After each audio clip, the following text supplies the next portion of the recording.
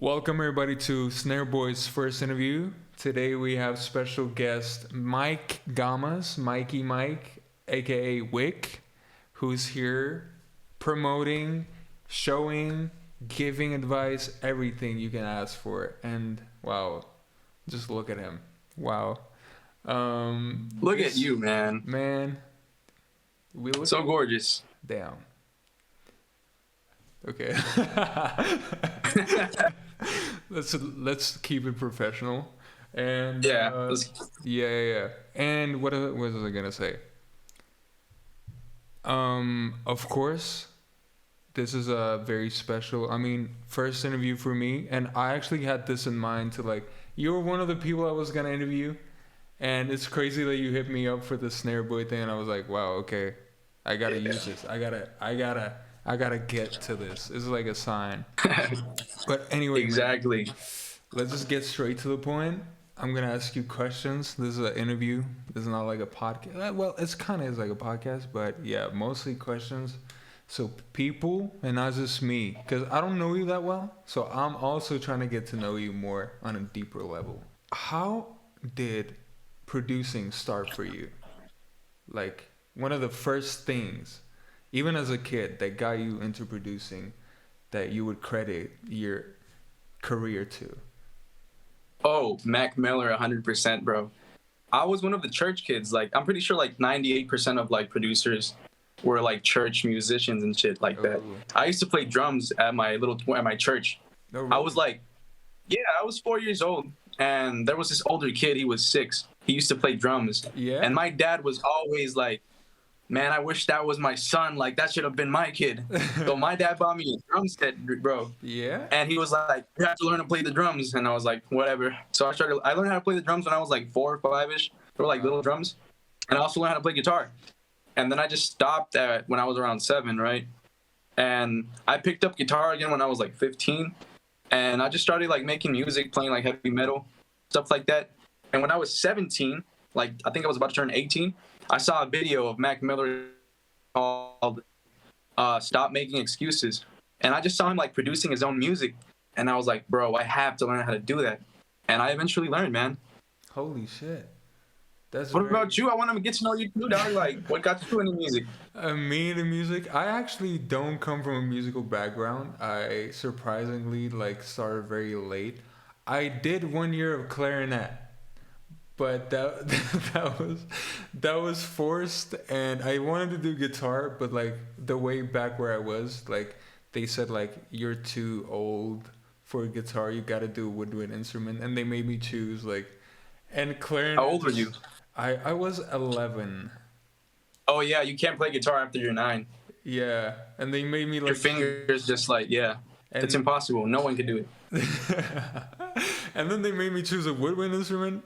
And I was like, okay, fuck it. I'm going with clarinet. Why the clarinet? Did you watch SpongeBob or something when you were little? Yeah, Squidward influence, probably. How do you say Squidward in your native language? Bro, it's Albanian. I even forgot. I don't know. It's probably just Squidward. They don't even bro, translate this. I know how to say Squidward in so many languages, bro. Do you know how to say it in Spanish? Yeah, in Spanish it's calamardo. Oh, okay. In Turkish, it's Carlo. Wow. That's my favorite. Okay, speaking about that, how do you think your roots and where you come from, how do you think that influences the way you make music now?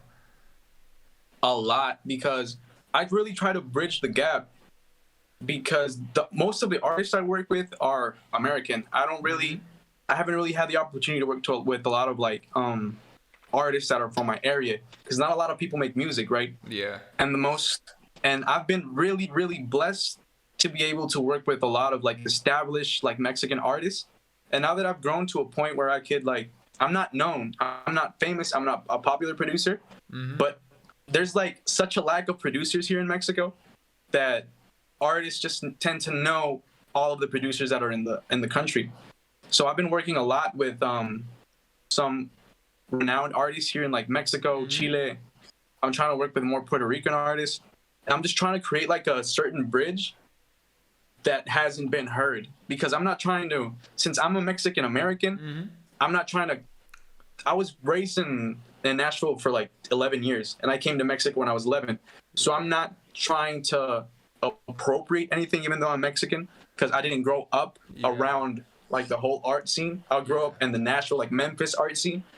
So I'm trying to create my own little style and not come here and try to make something that's already been done or do something that's already been done in Memphis. I'm trying to combine the elements and just create something new. That's what I've always been trying to do, create some new things.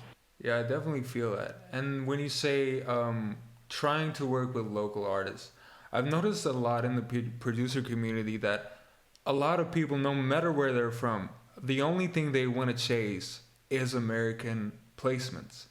It's always working with American artists. And I've always wondered, why don't you just try to start? There could be so much demand for your work in your country, but you're just limiting yourself to America.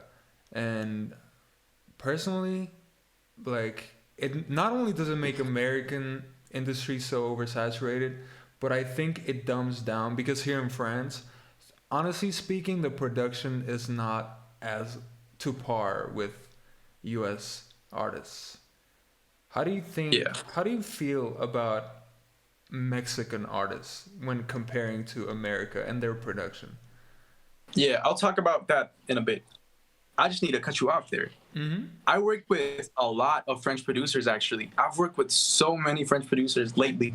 Actually, the song that recently came out with Snot, I made the beat with a 15-year-old French producer, actually. I'm sorry for stuttering, but his name is Saturn. I made the beat with him, and he's a 15-year-old French producer. I found him on Discord. I didn't like discover him like on some like Christopher Columbus shit, you know? Yeah. I was just like searching like Discord channels, and I found one called, it's in French, I believe. It's Mutagene, I think that's how you pronounce it. Do you know which one I'm talking about? What? You don't know that Discord? No. It's you know Drakey? Drakey, bro, I'm not in. Drakey, Yeshi, MW. They're French producers. Yeah. Yeshi, I know that. I know him. Yeah.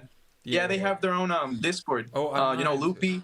Man, I should tap in more with Discord. You should tap in, bro. There's so many great French producers. I know that, but so many my point was, there are very good French producers, but the good ones always try to go produce for the Americans. You know what I mean? Yeah, I've seen they release a lot of music with like French producers, French artists. French loop makers are like all getting placed with American. I don't see like, rarely do they have like songs with French artists, and it's very interesting to me. Maybe because of the way maybe the payouts are just better in America. I don't know. Maybe it's more lucrative. Oh hell yeah! Yeah. Hell yes. Yeah. It depends though, because like working with artists here in Mexico, I still haven't gotten a major release. I've gotten a lot of indie releases, and it's always like 50-50 on DistroKid, which is crazy because I found artists that get millions of monthly listeners here in Mexico, and they're all like, "Are you cool with like 50% on DistroKid?" So they get so many streams, and they're all independent. So the money, like streaming wise, it's good money because it's just 50-50 on DistroKid, and I feel like in the States they're more like label oriented. So you have to go through label process, and you might not even get paid in like a few months, which is crazy. But working with artists in your own town and shit, it's just DistroKid and independency, and you get to release it whenever you want, and it just feels great to release art when it's ready and when you feel. What are some major differences and maybe even some turn-offs that you have from the industry compared to online and independent? Number one thing, they don't give a fuck about you, bro. They don't give a single shit if you get paid. Even it's not like maybe you forget to put, let's say, your address in the contract, in the thingy. If you forget to put your address, they're not gonna tell you, yo, you forgot to put your address. They're gonna wait until you're like, until a couple months go by, right? And you ask them personally, like, yo, why haven't I been paid? They'll be like, oh, it's because you forgot to put your address on the thingy, or you forgot to put this number. And it's like, why didn't you guys tell me? It's like, oh, sorry. Like, they do not care if you get paid or not. If you make a small mistake on the paperwork, they don't give a shit. They're not gonna pay you. So you constantly have to be looking looking for shit. Like if you're not getting paid, you have to ask them why, what's going on, blah blah blah. And most of the times they don't even have answers. They're just like, we're a net 45 company. You have to wait 45 days. If you don't get paid by then, blah blah blah. They never have answers to why you can't get paid or why you don't. Most of the times they don't even answer. I've used to have problems like that, but I started just like investigating more. And I feel like my music knowledge, like business wise, like it's a lot better now because I've been asking so many questions because I've gotten screwed over a lot, like not getting paid, royalties this, royalty that. Yeah, you learn by getting like screwed over so many times, bro. Like that's the sad part about the music business. If you want to learn, you got to go through a bunch of painful shit. I definitely agree with that. Like they make you chase after money you're entitled to. Let's get back to the topic of the Shibuya drum kit that you're releasing. Of course. And just run me through what is the process of you making a drum kit, and when you do make a drum kit, what is it that you're trying to achieve that maybe you see like lacking in other kits? Oh, of course. What I see lacking, well, personally, if I pay for a drum kit, I really don't want to be able to see the sounds in like a free Reddit drum kit. Or if I buy a drum kit, I don't want to see the exact same sounds on another guy's drum kit that I just bought. Or be like, oh, these 5 sounds right here, I've heard them on this drum kit before. I try to create shit that hasn't really been heard, but also what I notice is that maybe I purchase an experimental drum kit and the sounds are good and I use them for certain types of stuff, but they're not usable for like other types of stuff. They're like specific to one thing. So I try to create something that could be used in a certain scenario, but could also be used in another one, you know? I really don't want to have like the exact same 808s, the exact same claps, same rims, same hi-hats. The process I got for like designing hi-hats is so weird, and I put my hi-hats through so many things just to get them sounding so different than every other hi-hats. Those are like the things I love to design the most, hi-hats. I could go outside and record a bird, record my dog barking, pitch it up, put this and put that, combine it with this other thing, a bunch of filters, guitar pedals. Like designing hi-hats is so fun, bro. And the rest is kind of like pain, you know? If you ever try to design like a clap, a snare, it's really not that much you can do that hasn't already been done. Like you can't really create a super new sounding thing. Like everything sounds kind of similar, but you just have to like create it and just add effects, try to make it your own. And that's what I try to do. Try to add some shit that can sound like good if you do a boom bap beat, but also like an R&B. I try to make this more oriented to like reggaeton, which is the culture like I grew up in. And I created a drum kit that sounds super good, making like Latin beats. But also notice that in the percussion loops, they're very like reggaeton ready. So, like I wanted to make some Bad Bunny shit right as I heard that. And it's perfect for making it. Speaking of the process of you making, like you say, you use a lot of different plugins and effects. If somebody hears your drum kit and is like, wait, I want to make some stuff, some hi-hat that sounds exactly like this. Can you run through what you would usually put without maybe leaking too much sauce? Yeah. But yeah. The sauce I could give you guys, which I've been saying for so long, this is a new plugin actually. Like I used to say Shaperbox 2. But no, I think it was Shaperbox 1 or Shaperbox 2. I think it's Shaperbox 3 that dropped. Yeah. Shaperbox is the absolute best plugin if you want to create textures, soundscapes, and whatever. Like go outside, record some like a dog getting run over. Come back, plug it in through Shaperbox. Go through the effects, and next thing you know, you're gonna hear a bunch of crazy like delays. Like it's not just a dog barking, you know, the delays go crazy, like an octave up, an octave down.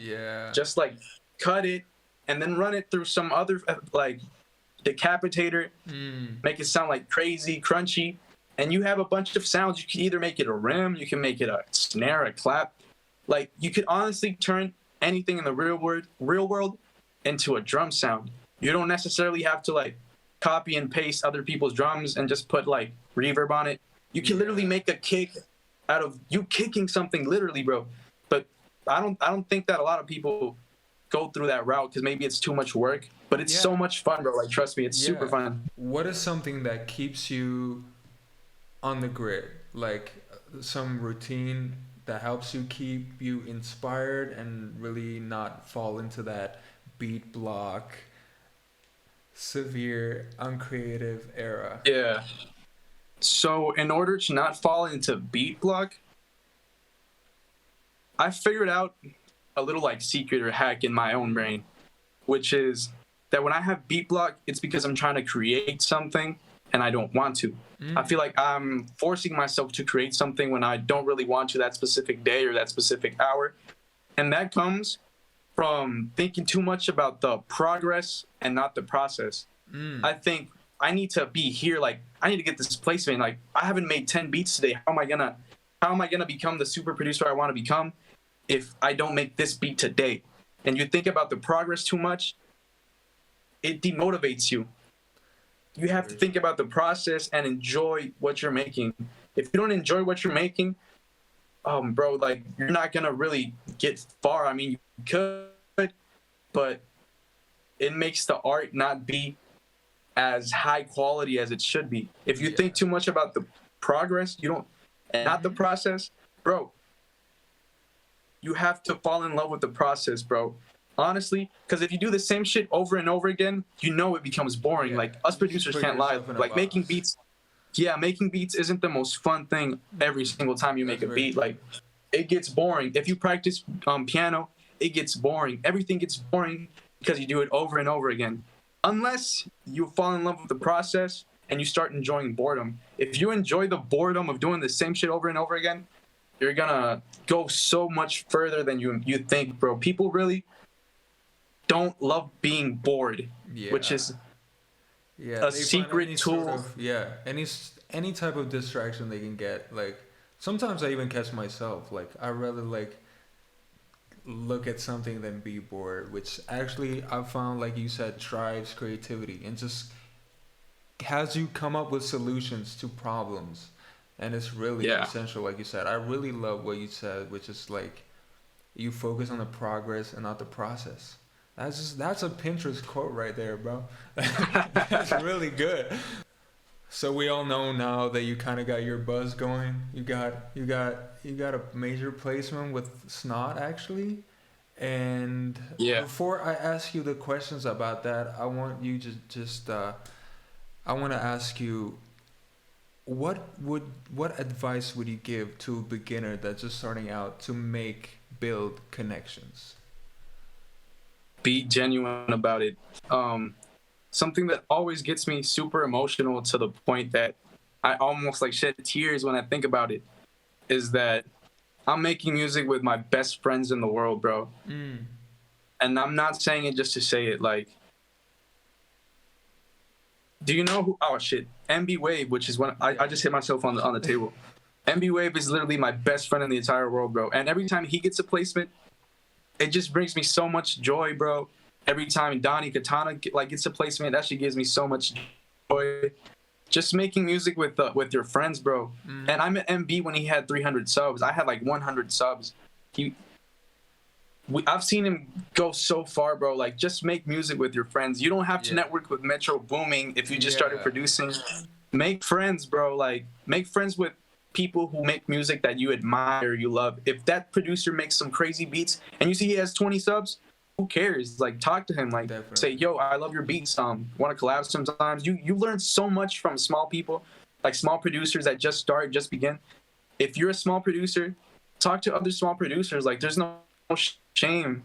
Like, I talk to small producers every day. I try to respond to every DM. I don't think of myself as a big producer at all. I don't think of myself as I have buzz. I have this. Just because I have a placement, I have 2, 3. I really don't think of myself as and I don't think I will ever think of myself as someone who's like, ooh, I'm a cool guy over here. Look at me, yo. You know? I just think I'm a human and I love to make music and I accept samples, loops from everybody. I really never network with anybody because unless they talk to me and I see they're cool, then that's cool. It doesn't mean we have to make music together, though. You know what I mean? Yeah, definitely. Like, there's some producers I truly love, and they're great people, but I've never made a single beat with them. You know, like you, for example, we've never made a beat. Never made. But that doesn't mean we have to. You know? Yeah, exactly.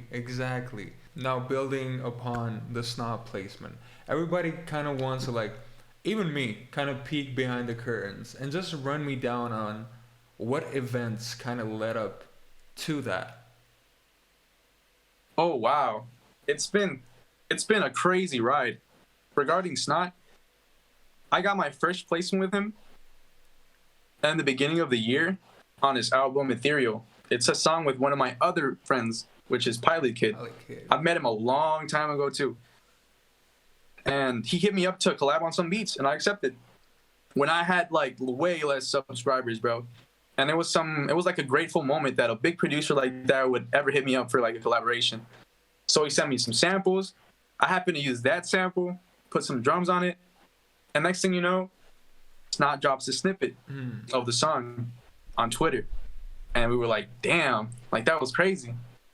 And then the next day, Snot was like, he typed Joey Badass on his story. And I was like, damn, some guy, like he's gonna get a song with Joey Badass. I wonder who's the lucky producer, bro. And next thing you know, he drops Joey's verse on our beat, and I was like, holy shit, bro. Like I just did that beat like last week or something like that, and it's crazy. And I talked to Snot's manager. I never talked directly to Snot. Okay. The beat drop, the song drop, something about it, bro, is that you see a lot of producers get a bunch of placements with like NBA YoungBoy, but they've never spoken to YoungBoy ever. Yeah. And there's nothing wrong with it. Like sometimes us producers just have to do the work behind the scenes. And so yeah, I didn't talk to Snot like then. And then when I dropped a beat called Simple. The beat was called Caliucci's. I don't know why I called it that, but I just thought it sounded cool. And like 2 days later, like 2 days after I dropped that beat, I get a DM from Snot, and I was like, wait, holy shit. Because I had that song with him like in the beginning of the year. I was like, it's crazy how he's finally hitting me up. And besides that song, I know I have like a couple other songs with Snot because I was in a collective called Katana. That are unreleased. And yeah, I had a lot of unreleased stuff with Snot. So I knew that I had a couple of songs with him, but he still didn't know I existed. So now that he was like acknowledging my existence, it was like crazy. And I don't find it weird to fanboy out. I was like, yo, that's crazy how you're finally talking. Like, I actually have I have like 5 songs with you. And it's crazy that you finally like hit me up. And he was like, yeah, does this song have a sample? And I was like, no, I made that song with my homie Y Saturn, and I gave him his ad and everything. Like, I'm not weird about it. Yeah. Like, I gave him my co-producer's ad, his Instagram. I told him that he was 15 years old, but I told him that I could talk him through the process. Because now that I know a lot about like the business, I could talk like Saturn over. Like, I know you're 15. If you want to do this, if you want to get paid, you have to do this, you have to do that. I try to get him like the best help I could in order so he could get paid and everything could go smooth. And yeah, next thing you know, I'm just sending him beats. It just happened without me looking for it, you know? I never texted him. Like, after the Joey Badass song. Even though you had a song with him, you weren't, like, trying to, like, dig in his DMs and be like, yo, bro, I produced this. Exactly. Yeah. In my mind, it's like, if it's gonna happen, it's gonna happen regardless. Yeah. It doesn't really, even if it takes time, you just have to be patient. Whatever's for you is gonna come for you, you know? Don't chase if it's a Drake placement or whatever. But don't chase, attract. Exactly. Like, thanks. Yes, sir. I've never went out of my way to like look for a specific artist's email, buy like his email, text him, whatever. Like, everything just happened organically. This is a very spicy producer question. Do you think the guy who gets the placement is entitled to more of the share? It really depends on the producer, bro. Like, in my personal opinion, I'm always going to give 50-50, bro. It doesn't matter if it doesn't matter if you just add like 3 hi-hat rolls, bro. Like, I've never been in it for like the money. I feel like the only people who think that way is people who are like very greedy. You have to be so greedy to want more. Like, it's dumb, bro. Like, everybody knows a sample carries the beat all the time. It's never the drums. We have to be honest, like, completely honest. And what about... It's never the drums. What about some smaller producers, let's say, who just got their first record, but it's not like with somebody like you who's like, okay, I'll give you 50. Let's say like some small sample maker from Belgium got a record with Wheezy, and Wheezy's like, you're only getting 5%. Do you think they should just tuck their tail down, accept it, to not burn any bridges? Or do you think producers should start like standing up for themselves and get what they stand up for yourself, bro? Honestly, Maybe it's because I got bullied a lot growing up, bro. And I stand up for myself, even if it's against big companies. Because I remember I stood up to BeatStars on Twitter. I'd had a really big fight with BeatStars on Twitter. And they ended up like adding me to the Drake playlist. They started reposting my things. They followed me on IG because I stood up to them. If I would have been quiet, they would have never acknowledged me or never like, they would have kept on turning their heads. Yeah. But I had a battle with a Titan, and they eventually like gave in, bro. They were like, you know what, you're right, we're sorry, and things just went well because I stood up to myself. If you don't stand up to yourself, no one will, and you're gonna be fucked over the rest of your life, bro. You gotta stand up for yourself. If you're afraid of burning bridges, then shit, bro. Then that bridge was like faulty to begin with, bro. That shit was gonna burn eventually. It was gonna break, and not because of you. It would have been by him eventually. He would have like said, you know what, fuck you. Like, yeah. Sooner or later, shit, the bridge was gonna like collapse, bro. And it wasn't your fault. That's very true. Next question, the big one. It's not a big one. Ooh. What is something you wish to see more of in the producer community? Union. Yeah. I hate to see producers beefing with other producers, bro. It's like, we're all computer nerds, bro. We're all just programming drums. Like, we aren't superheroes. We aren't fucking politicians. We don't have to fight about shit. It's not like, oh, we should leave all that fighting shit to like the fucking politicians, bro, the governments, you know, the soccer fans and shit like that. We're just making art, bro. Why do we have to fucking fight, you know? Yeah. We need to be together, bro. Because I've seen so many other producers, like even screw over producers, be like, yo, send me 300 for a collab opportunity. And this big producer scams a little producer for like $300 just for the opportunity to collab with him. That's crazy. Yeah, that's a lot of people, bro. I've heard about so many people that make so much just by charging for collabs. It's like you can get one big placement and then off of that just milk it until it dies out. It's crazy. Yeah, exactly. Yeah, and crazy. Next question is, we've been talking a lot about what you've done and how you came up to this point. And now I want to ask you, what is something that you wish you would do more right now? Call my parents.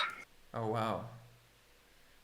Oh, do you think many producers neglect their social life? And yeah, definitely, bro. I've noticed, I used to really hate how producers used to say that if you want to really make it, you have to cut off a lot of shit from your life. And it was sad, and I really never wanted to accept it, right? But it's just the hard truth. Like, honestly, if you really want to continue producing, you have to cut a lot of people off, bro. There's going to be a lot of people that just don't understand it. People that want to take you out to parties like every fucking day. At least here in Mexico, there's parties all the time. It's just not like specifically Fridays parties, right? So you'll have people being like, yo, let's go out and do this shit today, bro. You're fake. Like, and you just say like, I can't, I have to make this beat pack, or I have to make this beat and upload it to YouTube. They just don't understand. Yeah. And they treat you like if you were a hater or something. And you just have to cut so much people off because they just don't understand what you're doing and where you want to go. They don't understand your goals, you know? Which is just so sad. I really didn't want to see that happen, but it's just happened to me so much.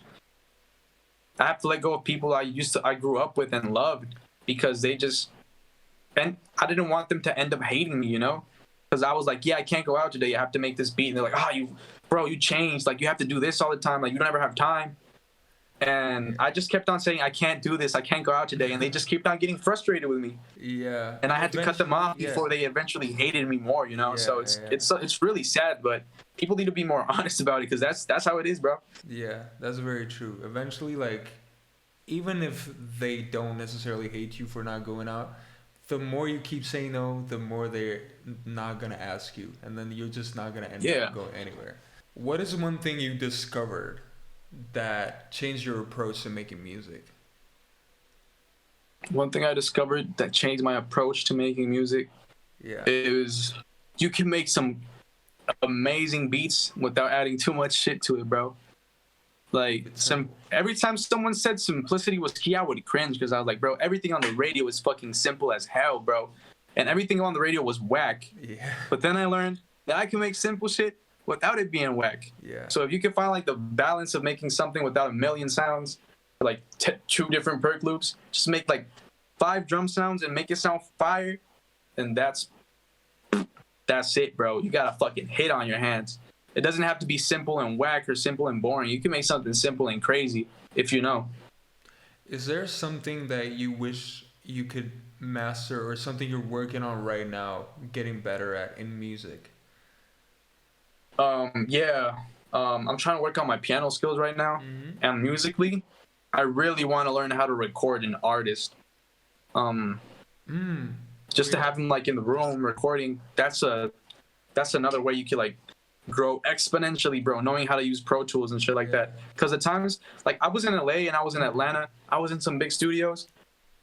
It was always like, I always see them using Pro Tools and Ableton. And when they were using Ableton, I just had to sit down because I didn't know how to use it. Yeah. And I was like, damn, bro, if I knew how to use Ableton, I would be able to add some crazy shit I had in my head. And I just sat down and watched them use Ableton because I didn't know how to use it. You know what I mean? You have to learn how to use different DAWs. To round it off, we'll talk about the past, the present. Where do you see yourself in 5 years, career-wise? Man, in 5 years, I want to have my own studio. Mm-hmm. I have so many ideas that I don't really want to talk about them because they're so crazy, and I don't want to jinx it. But I have a lot of ideas, man, in my head, and I see me working on them. Because if I'm working on them right now, I don't have the funds at all. I don't have the connections. Yeah. But I have it like all planned out how I wanted to go. So basically, you really don't know where you're gonna be at, bro. Like honestly, a year ago from now, I would have never imagined I would have been in this position. Like the shit I liked a year ago, I don't like now. The shit I hated a year ago, I love today. So in 5 years, I have no clue where I could be, but I just know that I'm just not gonna give up, bro. The end goal at the end of the day, which was why I started, was to. The day I started producing was the day I saw the Mac Miller documentary. And when he passed, or when I'm not sure, the timeline's a little like weird in my head. I'm not sure if he already passed away when the interview came out or if he passed away months after. But after that, like, whole situation and how years have passed by and people still love Mac Miller and he still has a major influence in producing, I want to inspire people the way that the people that inspired me. I really want in like 50 years, if there's a little kid that is like, yo, I'm just hearing this old like Wick beat tape and that's crazy, I want to do something like him. If I get to inspire at least one person to start making music, or to like either like friends in real life or family, if they see me having some sort of success doing what I love, I want them to pursue whatever they love. If it's either acting, making clothes, building houses, building a bunch of shit, I don't know. If I can inspire to follow what they love, I win in life. That's what I've wanted to do since I saw Mac Miller's documentary. Man, co-signed, because that was some real shit you just said. I gotta say that. Yeah. Wow. Thank you. Man, it's been a pleasure interviewing you, and this is my first time doing it, so I don't know how you end an interview, but Shibuya Kid should be out now by the time we upload this interview, and make sure you go check that and cop that. And if you want to add anything, I have a free version as well, by the way. Oh. If you guys want to check it out without paying yet, there's a free version on soundsfromheaven.gumroad.com. Make sure to go check that out. And thank you very much for having me, by the way. It was a pleasure meeting you. Hey man, thanks for being here. You're literally like, this is I'm your first time. The stepping stone, the interview virginity, the cherry has been popped. And I don't know if you hope you have way more interviews, and I hope they're way more entertaining. Way crazy. Yeah, I hope they're way more entertaining. I hope you have some crazy ass guest dog. Bro, this is going way better than expected. I expected like the answers to be really short, and then we'd be done in 10 minutes, and I would be like, I talk a lot, bro. I'm sorry, bro. I'm thankful for that, cause like honestly, like I'm fucking scared somebody's gonna come here like I don't know. And then I'm just left with that, bro. So it's really cool. But yeah, if you want to add something, like at the end, anything you want to say. Follow your dreams. Even if shit is bad, bro, just remember it's gonna be good eventually. I know there was a time in your life where you felt like shit wasn't gonna pop anymore. You were gonna stay there. I'm pretty sure something good has happened to you by then. If nothing good has happened to you, just don't worry. Just keep on going. Life isn't like this. It's not a straight line, bro. Like, if you're doing bad here, it doesn't mean you're gonna be bad all the way over there. Life is ups and downs. As long as you're going up and down, bro, as Young Lean said, if you're like this, be worried. But if you're like this all the way down here and then up and down, shit's gonna be okay, man. Man, thank you very much. And this concludes Thank you. Mike Gama's interview. Shibuya out now. Go follow this man on his socials, which are... Or not. You don't have to. I will put them here somewhere. Go follow him here, please. This is Instagram. This is Twitter. This is YouTube. Even if you don't want to follow me and just want to talk, it's okay. Yeah. You can just I check my DMs. Yeah, any tips, any life advice, collaborations. You don't have to follow me. You just have to enjoy making music, man. That's very true.